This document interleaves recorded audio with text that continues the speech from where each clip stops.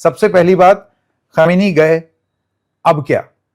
Khamenei साहब के जाने के बाद ईरान में जो स्थिति होगी वो बड़ी मतलब ईरान के बाहर की लड़ाई हो सकता है अगले महीने 2 महीने में रुक जाए। अमेरिका और इसराइल बहुत लंबी इस लड़ाई को नहीं खींच पाएंगे।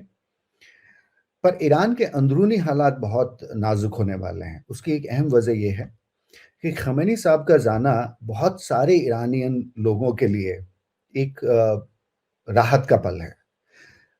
खमेनी साहब का जो राज है 1989 से लेके, वो राज एक तरह से धार्मिक उन्माद का है या कट्टरपंथ का है कि पूरे देश को एक शरिया कानून के तहत रहना पड़ रहा है, जबकि वो आबादी शरिया कानून के तहत पहले नहीं रह रही थी।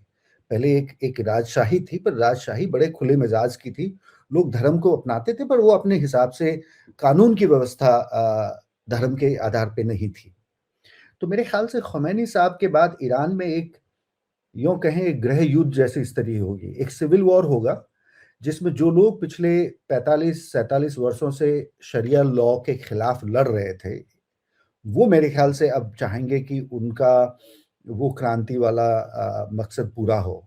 और ज़ाहिर-सी बात है खमैनी साहब अकेले नहीं थे इस पूरे व्यवस्था को चलाने वाले। इस व्यवस्था में बड़ी मज़बूती से एक पूरा सिस्टम है, रिवॉल्यूशनरी गार्ड्स है, जो एक ऑफ़िशियल आर्मी है, जिसका मकसद था कि शरिया शिया रिवॉल्यूशन को प्रोटेक्ट करके रखना है और उसे दूसरी जगहों पे भी फैलाना है।